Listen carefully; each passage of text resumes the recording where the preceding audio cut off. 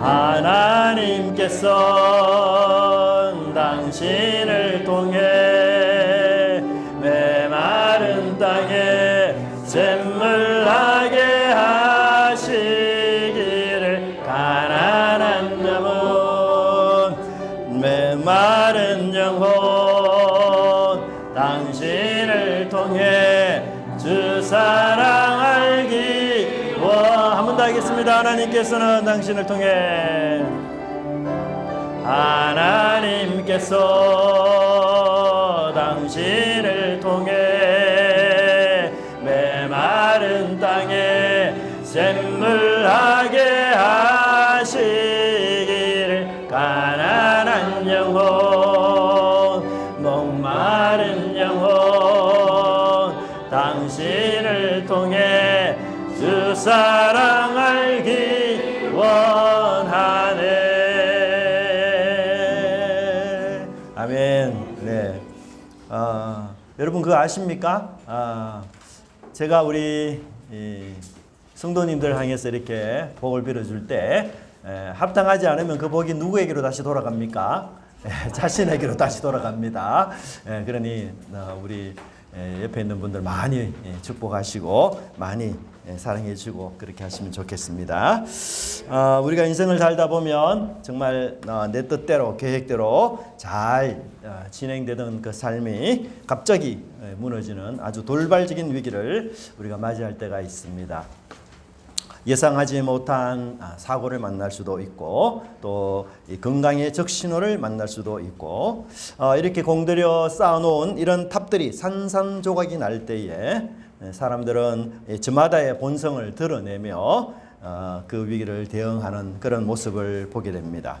어떤 사람은 그 위기 앞에서 비로소 자기 고집을 끊고 무릎을 꿇고 하나님께 항복 선언을 하는 사람이 있는가 하면 어떤 사람은 끝까지 자신의 잘못은 전혀 보지 못한 채 억울해하면서 남을 탓하고 세상을 탓하고 시대를 탓하는 그런 사람이 있습니다. 그리고 또 어떤 사람들은 그 무너진 상황에서조차 자기 마음대로 다시 조정하고 그렇게 하기 위해서 꾀를 쓰고 꼼수를 부리는 이런 사람들도 있습니다. 우리 지난번 시간에 이 리브가와 야곱이 합의해서 자신의 눈먼 아버지 이삭을 상대로 끔찍한 영적 보이스피싱을 했던 사건을 살펴보았습니다. 리브가와 야곱이 만든 그 사기극 얼마나 오래 가겠습니까? 보이스피싱도 금방 밝혀지는데 가족 간의 이 사기극이야 얼마나 오래 가겠습니까? 오늘 본문은 마침내 그 사기극이 들통이 나서 알려져 있는 상황을 우리에게 보여주고 있습니다. 이 가정에 평안한 가정에 거짓과 탐욕의 폭풍이 몰아쳤습니다. 참혹한 현장이 되어버렸습니다. 각자들의 마음이 어지럽고 갈등으로 깊은 골을 형성하게 되었습니다. 어떤 사람은 눈에는 눈, 이에는 이로 내가 갚겠다라고 다짐한 이도 있습니다. 이 형제가 순식간에 철천지 원수가 되고 마는 이런 일들이 일어났습니다. 이런 충격적인 위기 앞에서 우리는 이삭과 그리고 에서 그리고 리브가 이 세 사람이 각각 전혀 다른 반응을 보여주고 있다는 사실을 우리가 살펴보면서 우리는 과연 어떤 반응을 하나님께 보이며 살아가야지 우리의 인생이 새로워질 수 있는가를 살펴보는 그런 삶이 되었으면 좋겠습니다. 우선 이삭은 자신이 하나님의 뜻을 불순종했구나, 내가 지금까지 하나님과 싸워 이기려고 했구나 라는 사실을 깨닫고 거룩한 떨림으로 항복하는 모습을 보게 됩니다. 하지만 장자권이 빼앗긴 이 에서는 회개하기는커녕 손을 들고 하나님께 항복하기는커녕 동생을 향하여 극심한 분노를 품고 여전히 남탓만 쏟아내는 에서를 보게 됩니다. 그는 그 핑계와 남탓하는 삶 속에서 전혀 새로운 삶을 찾지 못한 채 괴물로 변하는 안타까운 모습을 보게 됩니다.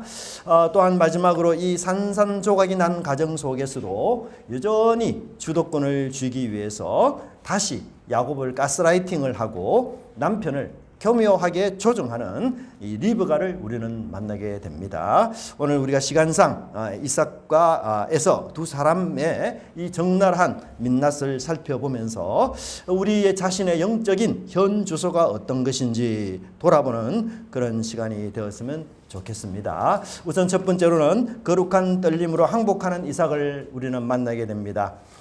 오늘 본문은 한편의 스릴러 영화처럼 아주 긴박하게 진행이 됩니다. 30절을 보니까 이삭이 야곱에게 축복하기를 마침에 야곱이 그의 아버지 이삭 앞에서 나가자 곧 이어 그의 형 에서가 사냥하여 돌아왔다. 정말 간발의 차이입니다. 야곱이 뒷문으로 빠져나가자마자 에서가 앞문으로 들어왔습니다. 야곱의 그 그림자를 밟고서 바로 이어 에서가 들어왔습니다. 그리고 에서는 자기가 사냥한 고기를 맛있게 요리하여 아버지 이삭에게 드렸습니다. 그런데 눈먼 이삭이 깜짝 놀랍니다. 너는 누구냐?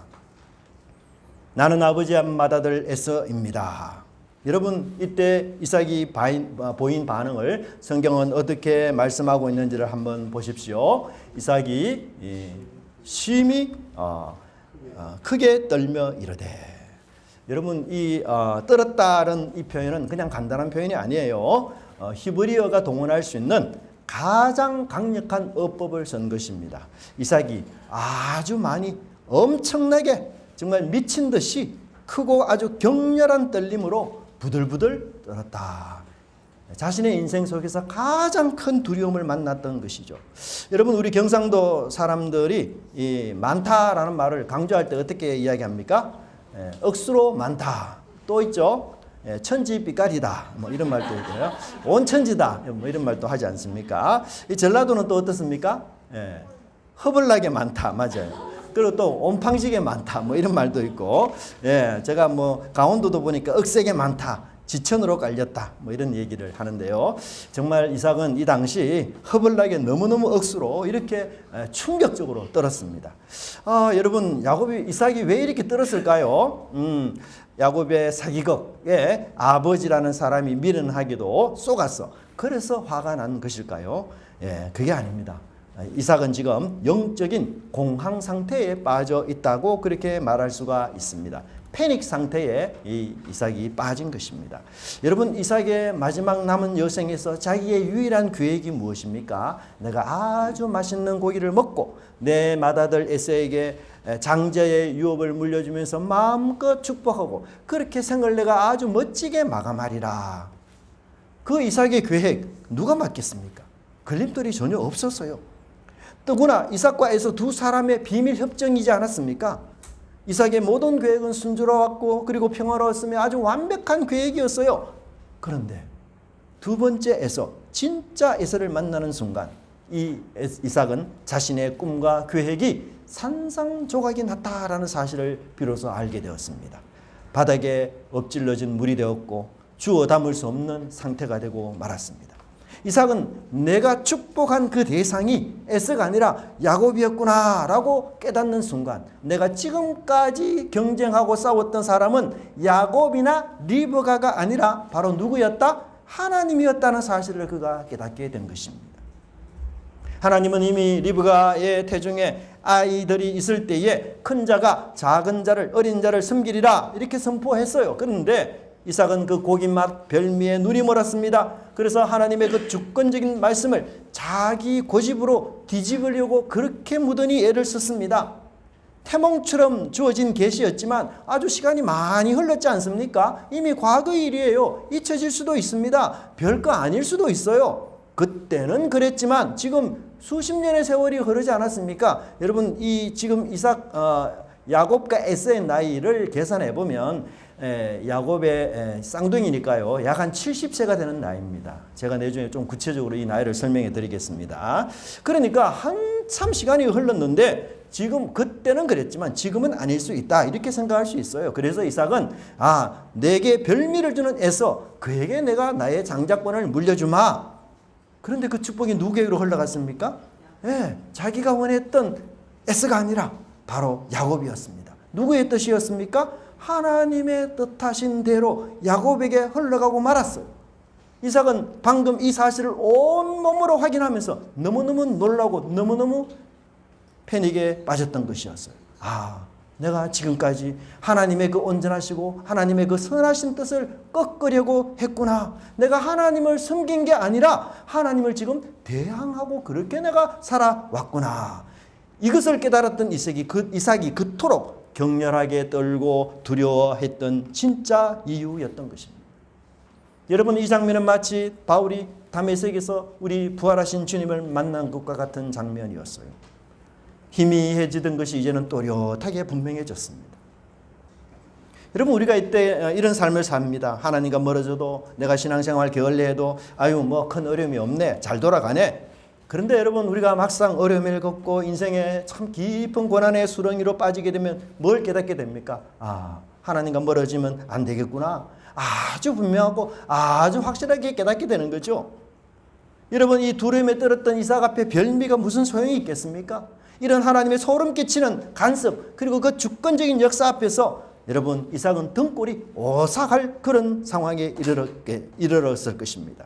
그래서 그는 27장 33절 후반부에 놀라운 선포를 하고 있습니다. 뭐라고 선포하고 있습니까? 그가 반드시 복을 받을 것이니라. 그가 반드시 복을 받을 것이니라. 얼마나 놀라운 축복의 말씀입니까, 여러분? 내가 속아서 한 축복이지만 그것을 되돌릴 수 없다. 이삭은 마침내 자기 고집을 꺾고 하나님의 주권 앞에서 백기를 든 것이었습니다. 항복을 한 것입니다.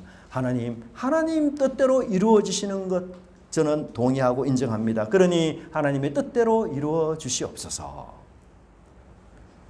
여러분, 우리가 살면서 무서운 일을 많이 겪지만 그 자연재해 중에서도 이 지진이 주는 공포는 아주 차원이 다르다라고 그렇게 많은 사람들이 이야기합니다. 왜 그런가 하면 태풍이 불면 든든한 집으로 숨으면 됩니다. 피할 곳이 있어요. 지하실도 있습니다. 여러분, 그런데 지진은 어떻습니까? 내가 가장 안전하다고 그렇게 생각하는 이 땅의 기초, 이 자체가 마구잡이로 흔들립니다. 그러니 피할 곳도 도망칠 곳도 없어요. 내 힘으로 통제할 수 있는 것 아무것도 없습니다. 그런 뼈저린 무력감을 느낄 때 인간은 여러분 본능적으로 떨림과 공포를 경험한다. 그렇게 이야기하고 있습니다. 여러분, 광야에서 이스라엘 백성들이 살 때 바로 이런 무서운 경험을 했지 않습니까? 땅이 입을 벌려가지고 입을 열어서 그들의 속한 모든 것들을 산채로 삼키는 이런 놀라운 하나님의 심판이 일어났습니다. 그때에 그들이 뭐라고 고백합니까? 바로 땅이 우리를 삼킬까 두렵다. 그런데 지금 이삭이 바로 그 영적인 엄청난 지진을 경험하고서 하나님 앞에 모든 것을 내려놓고 하나님의 온전한 뜻을 이루어지도록 그가 자기 고집을 내려놓는 것입니다. 이삭은 비로소 역사의 주인이 내가 아니라 바로 하나님이다라는 사실을 철저하게 깨닫는 모습을 보게 됩니다. 여러분, 우리도 삶을 살다 보면 이 무서운 떨림을 경험할 때가 있습니다. 내 생각, 내 계획대로 자녀를 잘 키우면 성공하겠지, 그렇게 생각했습니다. 그래서 세상의 많은 별미들을 먹여가면서 세상의 성공 방정식을 따라 학교도 보내고 학원도 보내고 그렇게 자녀를 키웠습니다. 세상의 길이, 성공의 길이 또렷이 눈앞에 보이는데 하나님의 길을 따르려니 너무 힘듭니다. 주일도 지켜야 되죠. 11조도 내야 되죠. 섬기고 사랑해야 되죠. 여러분, 그러다가는 꼴찌되기 딱 십상이에요. 어렵습니다. 그러니 강단에서 설교에서 말씀에서 그토록 하나님을 사랑하고 하나님 이웃을 사랑하십시오라고 외쳐도 그게 잘 귀에 들어오지 않아요. 그런데 어느 날 내 모든 계획이 산산조각이 납니다. 내가 쌓아 올린 그 공동탑이 하루아침에 무너집니다. 자녀의 진로가 절대로 내 뜻대로 되지 않습니다. 자녀가 반항하기 시작합니다. 학교에 안 가고 방황을 하고 정말 부모가 걷잡을 수가 없는 그런 어려움들이 생깁니다. 제가 아주 절친하게 지냈던 후배, 이 침산제일교 후배 한 분이 있는데 오래간만에 그분하고 통화를 하게 되었어요. 근데 그분이 경대도 나오고 지금 포항에서 이 괜찮은 그 회사에 지금 다니고 있는 분이거든요. 근데 그 친구가 너무너무 성숙한 말들을 하더라고요. 이 친구가 마치 목사처럼 이야기를 해요. 신기하다 싶어서 얘기를 들어보니 자기 아이를 키우는데 그 아이가 그렇게 자기를 속을 썩였대요. 그래서 그 아이 때문에 완전 속이 문드러졌습니다. 그리고 문드러지고 그렇게 회복이 되고 나 보니 이제는 목사처럼 이야기를 하는 거예요. 깜짝 놀랐습니다, 제가. 그럴 친구가 아니었거든요. 여러분, 내 사업에 문제가 생기고 내 건강에 빨간 신호등이 켜지고 그렇게 되면 우리는 이삭처럼 뭐라고 이야기합니까? 아, 내가 지금까지 하나님과 싸우는 인생이었구나. 그러니 그렇게 괴로웠구나. 그것을 깨닫게 되는 것입니다. 여러분, 이런 떨림 무섭지만 축복입니다. 이런 실패 괴롭지만 축복입니다. 이런 고백 뼈아프지만 그러나 새 출발의 기회이기도 합니다. 왜요? 이 영적인 큰 쇼크를 겪어야만 비로소 우리가 하나님께 백기를 들고 항복하기 때문입니다. 영적 충격을 겪은 이삭 어떻게 변했습니까? 내가 움켜쥐고자 했던 그 통제권 다 하나님께 내어드렸습니다. 그가 반드시 복을 받을 것이니라. 빈손이 되어서 하나님의 약속을 붙잡으면서 주님, 이제 주님의 뜻이 이루어지기를 저도 원합니다. 여러분, 우리가 진짜 하나님을 만날 때 언제 우리가 만나게 됩니까? 바로 내가 통제할 수 있다고 믿었던 모든 것이 무너질 때, 그리고 내 고집과 내 경험과 내 꼼수와 내 지식이 더 이상 통하지 않을 때, 내 힘으로 정말 아무것도 할 수 없구나 라는 이 처절한 무력감 속에서 우리는 비로소 하나님의 백성으로 새롭게 탄생할 수 있는 것이에요. 새롭게 탄생한 새 피조물들은 고백부터 다릅니다. 어떤 고백을 합니까? 그가 반드시 복을 받을 것이니라. 두 손을 들었던 이삭처럼 그렇게 되는 것입니다. 여러분, 우리의 알량한 지식과 고집 깨어지는 그 자리가 바로 하나님이 충만하게 임재하기 시작하는 자리라는 것을 반드시 깨닫시기를 바랍니다. 우리 인간의 모든 소망이 끊어지는 그 자리가 바로 하나님의 소망이 다시 피어나는 자리임을 믿으시기를 바랍니다. 그래서 오늘 이 시간, 이 예배 시간이 내 삶을 다스리는 하나님의 거룩한 출발점이 되시기를 간절히 바랍니다. 여러분, 내 뜻과 주님의 뜻이 충돌할 때에 이기려고 하지 마십시오. 고집 부리지 마십시오. 주님을 이기려는 신앙만큼 불행한 것은 없습니다. 고집을 부리다가 실패하기 전에, 그리고 처절하게 이삭처럼 부들부들 떨기 전에 먼저 우리가 하나님 말씀 앞에, 십자가 앞에 엎드리는 저와 여러분이 되시기를 간절히 바랍니다. 우리 인생의 결론은 별미에 있지 않습니다. 내가 원하는 별미가 아니라 하나님이 나를 거룩하게 다듬어 가시는 예수님을 닮도록 하시는 것에 우리 인생의 참된 목적과 목표가 있다는 사실을 여러분들이 반드시 깨닫고 이 하나님의 지혜를 인정하며 살아가는 저와 여러분이 되시기를 간절히 바랍니다. 두 번째는 바로 분노와 남 탓으로 새 삶의 기회를 잃어버린 에서를 우리는 만나게 됩니다. 성경 본문은 이제 에서에게로 우리의 초점을 옮깁니다. 아버지가 동생에게 모든 축복을 다 주었다라는 사실을 알게 된 에서 어떻게 반응하고 있습니까? 34절 보십시오. 소리 질러 슬피 울며. 여러분, 여기 소리 질러 슬피 울며 이 말은 쉬운 사자성어로 말하자면 방성대곡을 하다 이런 뜻입니다. 이것도 굉장히 강력한 표현입니다. 아주 심하게 아주 크고 쓰디쓴 비명을 내지르면서 울었다 이렇게 표현할 수 있습니다. 온 동네가 떠나가도록 방성대고 나이가 70이 된 사람이 지금 그렇게 울고 있는 것이에요. 에서는 어떤 사람입니까? 건장한 사냥꾼입니다. 여러분, 들 사람입니다. 여러분, 그런 들 사람 에서가 여러분 어린아이처럼 대성통곡을 한다는 게 믿겨집니까? 자신을 위해 빌어줄 복이 하나도 남지 않았다라고 말하면서 울부짖는 이 비통한 눈물을 지금 에서가 흘리고 있어요. 그런데 에서가 한 번만 운 게 아닙니다. 38절을 보시면 34절에 나타났던 동일한 표현이 반복되어 나타나고 있습니다. 내게 축복하소서, 내게도 그리하소서 하고 소리 높여 우니 또다시 방성대곡을 하고 있습니다.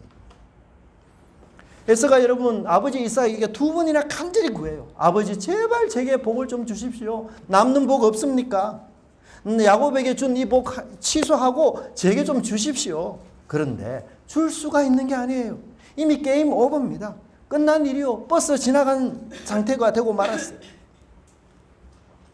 여러분, 만약 여러분이 에서라면 이렇게 예상하지 못한 일을 만났을 때, 정말 내가 기대했던 대로가 아니라 오히려 뒤통수를 맞았을 때, 아니 그게 내 자리였고 그게 내 것이었는데 갑자기 빼앗겼을 때, 여러분 어떤 말을 여러분 하시겠습니까? 그런데 36절에서 에서는 이렇게 이야기를 하고 있습니다. 36절의 말씀 한번 보십시오. 네, 다 같이 한번 읽어보겠습니다. 시작. 그의 이름을 야곱이라 함이 합당하지 아니하니까 그가 나를 속임이 이것이 두 번째니이다. 전에는 나의 장자의 명분을 빼앗고 이제는 내 복을 빼앗았나이다. 네. 여러분 이 말을 가만히 들어보니까 에서는 모든 책임을 지금 누구에게 돌리고 있습니까? 야곱에게 다 돌리고 있습니다. 야곱이 내 장자권을 빼앗아갔고 이제는 내 축복까지 빼앗아갔습니다. 근데 이게 사실입니까? 팩트입니까? 진실입니까? 전혀 아니에요. 창세기 25장 34절에서는 에서가 장자의 명분을 가볍게 여겼다라고 분명히 지적하고 있습니다.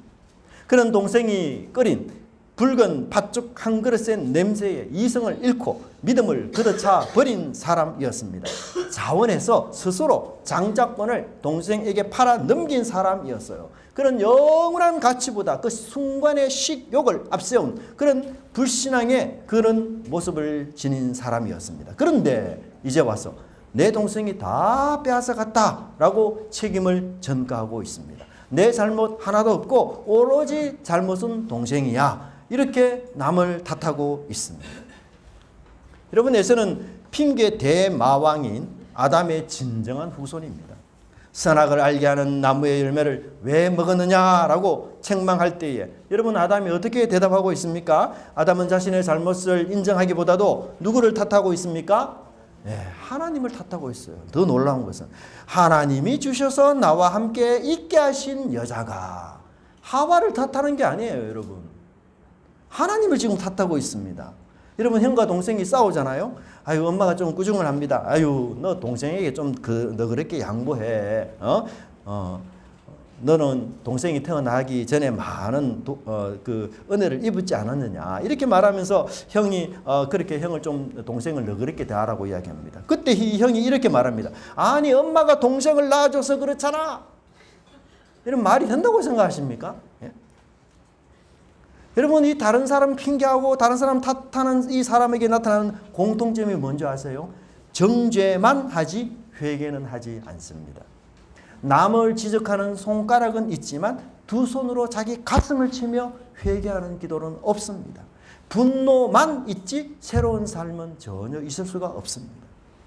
핑계하고 탓하는 사람은요. 나는 내 삶을 고치지 않겠어. 내가 잘한 거야. 나는 내 사람 그대로 내가 옛날에 살던 그 방식 그대로 나는 밀고 나가겠어. 여러분 우리가 새로운 삶을 살고 싶지 않습니까? 그런데 그 새로운 삶을 만들어가는 동력과 힘은 핑계하고 탓하는 데 있지 않아요. 그래서 핑계하고 탓하는 사람은 영원히 자신의 삶을 바꿀 수가 없습니다. 오직 회개하는 마음만이 하나님이 우리에게 주시는 새로운 삶을 선물로 받을 수가 있습니다.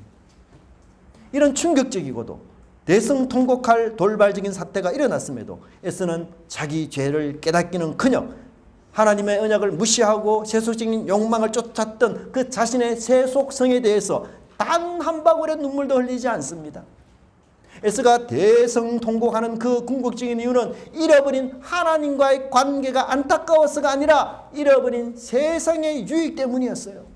그는 경건을 발로 걷어찰 때에는 눈물 한 방울 흘리지 않았던 그가 이익을 잃으니 축복을 잃으니 이제 방성대곡을 하고 있는 것입니다.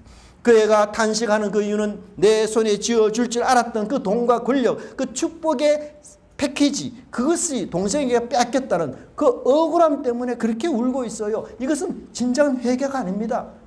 철저한 자기 연민이자 세상적 계산에서 나온 후회일 뿐이에요.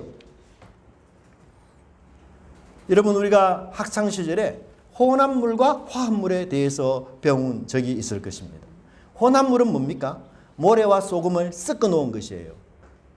이것은 언제라도 분리시킬 수 있습니다. 물을 넣거나 채로 이렇게 치면 다시 모래와 소금이 분리될 수 있어요. 그런데 여러분 화합물은 전혀 다릅니다. 산소와 수소가 만나 불꽃을 튀기면 뭐가 생깁니까? 물이라는 완전히 새로운 물질이 생깁니다. 이거 억지로 떼낼 수 있는 게 아니에요. 여러분 에서의 말을 보십시오. 에서는 세상과 혼합된 게 아니에요. 에서는 철저하게 세상과 하나가 되었습니다. 에서가 곧 세상이요 세상이 곧 에서입니다. 하나님과 떨어질 수는 있어도 나는 세상과 떨어질 수는 없어. 그것이 에서의 철학이었어요. 그래서 그는 하나님을 향해 방성되고 하면서 회개의 눈물을 흘리는 것이 아니라 세상을 향해 미련을 가진 그 세상을 향해 눈물을 흘리는 것이에요. 여러분, 이런 에서가, 남을 탓하고 핑계하는 그 에서가 마지막 이런 결론이 뭡니까? 내 축복을 가로챈 동생을 내가 기어코 죽여야 되겠다. 살의입니다. 자신의 기쁨과 세상의 소망들을 잃게 되자 그는 영적인 이성을 잃은 짐승이 되어버리고 욕망에 사로잡힌 괴물이 되어 자기의 친동생을 죽이려 하고 있습니다. 여러분, 남을 탓하고 자신의 죄를 핑계하는 자의 종착점이 무엇입니까? 결국은 분노로 다른 사람의 인생을 빼앗아갈 뿐만 아니라 자신의 인생 스스로조차도 올바른 삶을 살지 못하는 그런 계기가 되는 것입니다.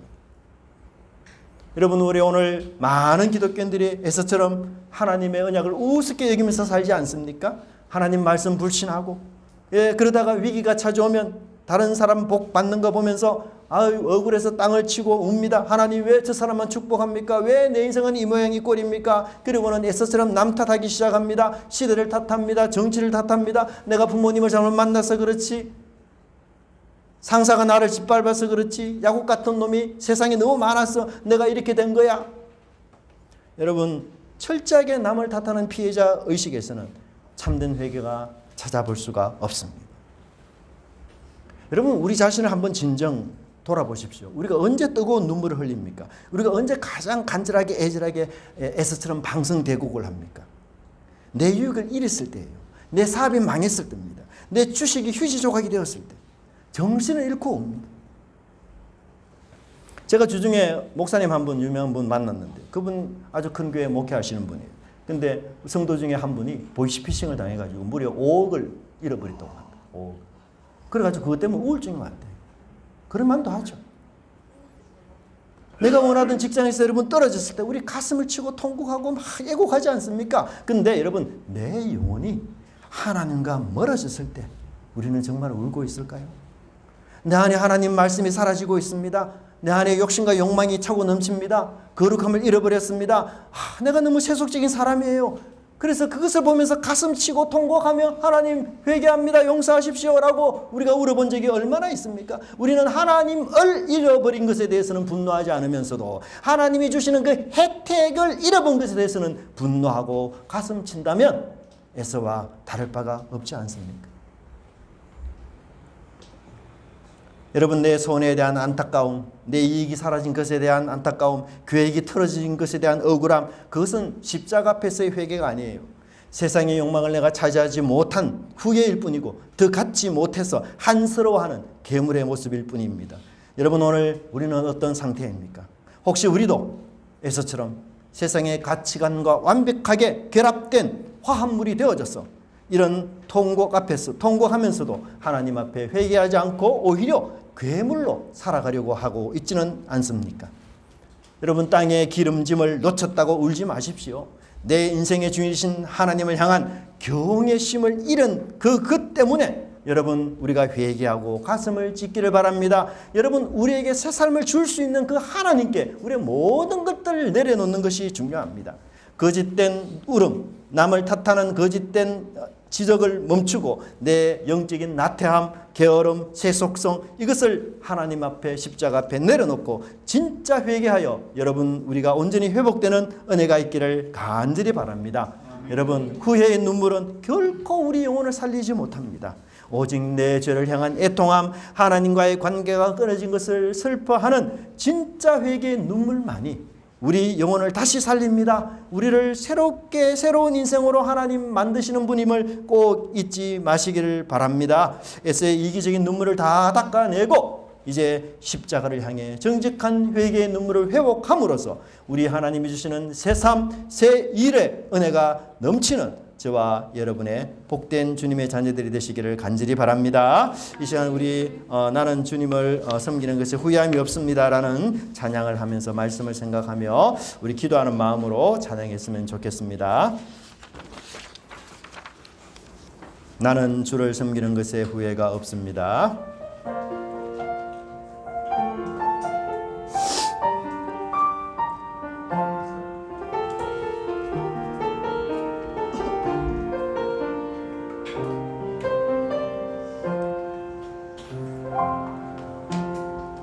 나의 평생에 가장 복된 일은 내가 예수님을 만난 것이라.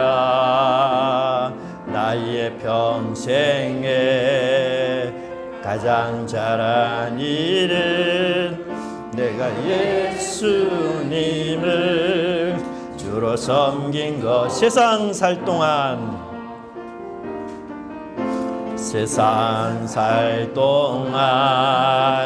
내가 걷는 길이 때론 험하여서 넘어질 때에도 주의 강한 손이 나를 붙드시니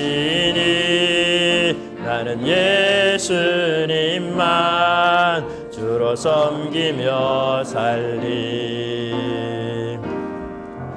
나는 주를 섬기는 것에 후회가 없습니다.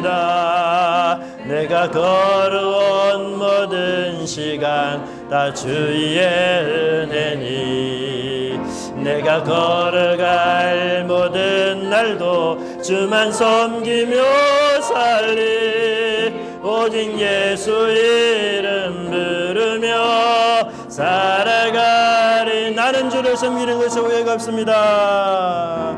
나는 주를 섬기는 것에 후회가 없습니다. 내가 걸어온 모든 시간 다 주의 은혜니 내가 걸어갈 모든 날도 주만 섬기며 살리. 오직 예수 이름 부르며 살아가리라. 이것이 나의 간증이요 이것이 나의 찬송일세. 나 사는 동안 끊임없이 주를 찬송하리로다.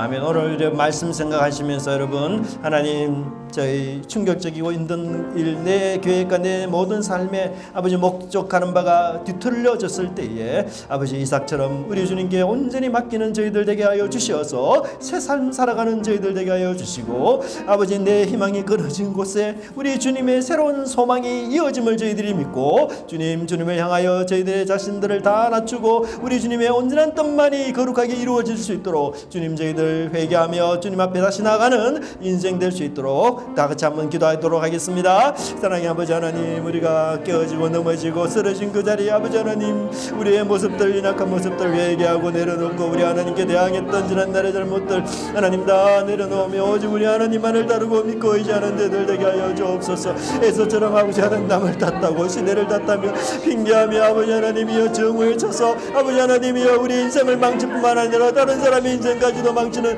어리석은 자가 될까 두렵습니다. 주님 저희들을 불쌍히 여겨주시고 하나님 행하시는 그 일에 아버지 하나님 우리의 소망은 끊길지라도 우리의 희망은 달라질지라도 우리가 얻지 못하는 이익이 있을지라도 하나님이 대신 저어주시는 신령하고도 놀라운 은혜와 이익이 있음을 저희들이 믿고 우리 주님께 저희들이 나가는 저희들 되게 하여 주시옵소서. 아버지 하나님 우리로 아이고 하나님의 온전한 사랑과 은혜들을 깨달아 우리 주님의 거룩한 자녀로 저희들이 회복되는 저희들 되게 하여 주시옵소서. 아버지 하나님 몇 길을 닿는 저희들이 아니라 예수 그리스도를 닮아가는 진실한 그리스도로 거듭날 수 있도록 하나님께서 함께하여 주시옵소서. 아버지 하나님, 우리 인생 속에 참 후회스러운 일들이 많이 일어납니다. 그렇지만 아버지 하나님, 그 후회스러운 일들 때문에 우리 인생 절망하면서 남 탓하면서 시대 탓하면서 부모 탓하면서 그렇게 살 수만은 없습니다. 주님 오늘 에서처럼 다시 이삭처럼 저희들에게 새로운 삶의 기회를 얼마든지 열어줄 수 있는 우리 하나님 만나게 하시니 참으로 감사함을 드립니다. 더 이상 우리 인생이 별미에 있지 않고 예수 그리스도를 닮아가는 그런 귀한 능력이 있음을 저희들이 믿고, 내 소망이 끊어진 그 자리에 하나님의 산 소망, 부활의 소망, 은혜의 소망이 다시 넘치는 것을 저희들이 믿으며 우리 주님을 끝까지 붙잡고 아직 믿음 잃지 않고 살아가는 저희들 되게 하여 주시옵소서. 그리하여 저희들 가운데 인생에 닥치는 모든 역풍들이 오히려 하나님 아버지 순풍이 되어서 우리 주님 말씀 앞에 더 가까이 나가며 저희들의 올바른 삶을 살아가는 그런 귀한 은혜가 되도록 주께서 역사하여 주시옵소서. 감사드리고 예수님 이름으로 기도드리옵나이다. 아멘.